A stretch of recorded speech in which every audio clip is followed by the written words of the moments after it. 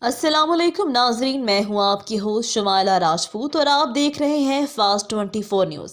خبر شامل کرتے ہیں ہمارے رپورٹر پنجاب پیر محمد فقراز عباسی کی رپورٹ کے مطابق بتایا جاتا ہے کہ رخ کرتے ہیں سرگودا کا، جہاں عوامی تحریک پنجاب کے نائب صدر ڈاکٹر ظفر علی ناز کی قیادت میں کارکنان نے 17 جون کی شہید کی بیٹی کی شادی پر شیخ الاسلام ڈاکٹر علامہ محمد طاہر القادری کو شاندار الفاظ میں خراج تحسین پیش کیا ہے۔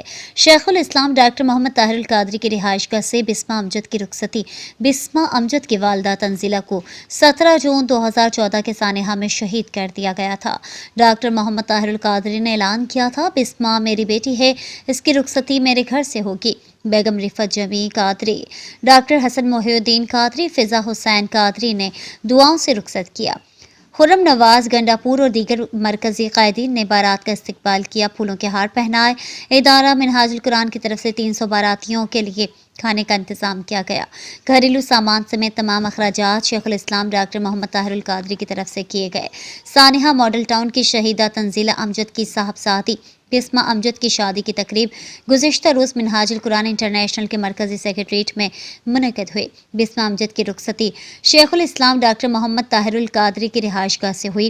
بیگم Riffat Jami Qadri, chairman supreme council doctor Hassan Mohiuddin Qadri, فضا حسین قادری، راجہ زاہد محمود اور منہاج القرآن ویمن لیگ کی مرکزی رہنماؤں نے بسمہ امجد کو دعاؤں سے رخصت کیا۔ گھریلو سامان سمیت شادی کی تمام انتظامات شیخ الاسلام ڈاکٹر محمد طاہر القادری کی طرف سے کیے گئے۔ اس موقع پر شیخ الاسلام ڈاکٹر محمد طاہر القادری نے ویڈیو لنک پر اظہار خیال کرتے ہوئے کہا ہے کہ بسمہ امجد ہمارے پاس امانت تھی، اللہ نے ہمیں اس امانت کی نگہداشت میں سرخرو کیا ہے۔